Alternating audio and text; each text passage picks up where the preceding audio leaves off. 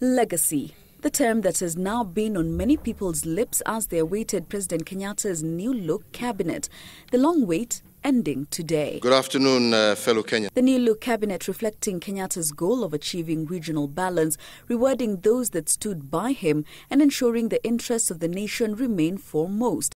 The calculated move also aimed at achieving the president's Big Four action plan: food security, affordable housing, manufacturing and affordable healthcare for all. These four top of the table in informing these choices. And indeed taking into account the need of having a government that reflects the diversity of our nation, and indeed one that can help me deliver on my mandate and pledge to Kenyans over the campaign period.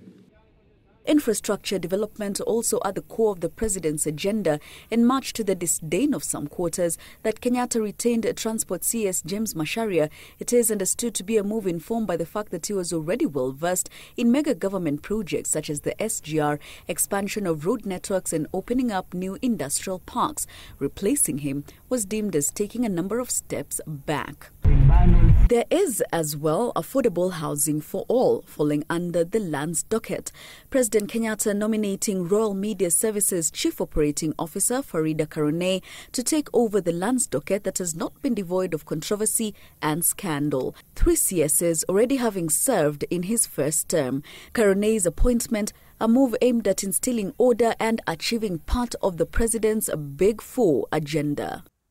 The health docket has not been in the clear in the first term. CS Cleopa Mailu has had his share of controversy rocking the ministry's boat. The 100-day-long doctor strike and the fallout with his former PS Nicholas Muragori over 5 billion shilling scam in the ministry, just some of the scars that tainted his stay at the helm of the ministry. President Kenyatta replacing Mailu with Cicely Kariuki, what is seen as cleaning house in that docket.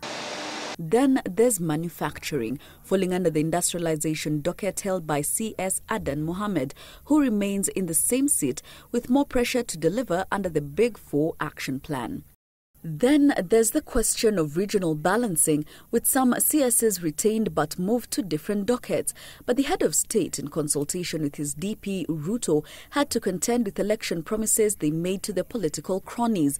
A large number of political faces getting a seat at the table, with Peter Munya nominated for CSEAC, John Munyes for Petroleum and Mining, and Ukuria Tani for Labour. The new post of Chief Administrative Secretary also accommodating political cronies, including former Budalangi MP Ababu Namwamba, who has been appointed to the Foreign Affairs docket, as well as former Nairobi Woman Representative Rachel Shebesh, also named in the same capacity in the Public Service, Youth and Gender Affairs docket. There is the 2022 succession politics that also came into play, with DP Ruto's hand in the cabinet nominations to secure support ahead of his presidential bid at the expiry of Kenyatta's term.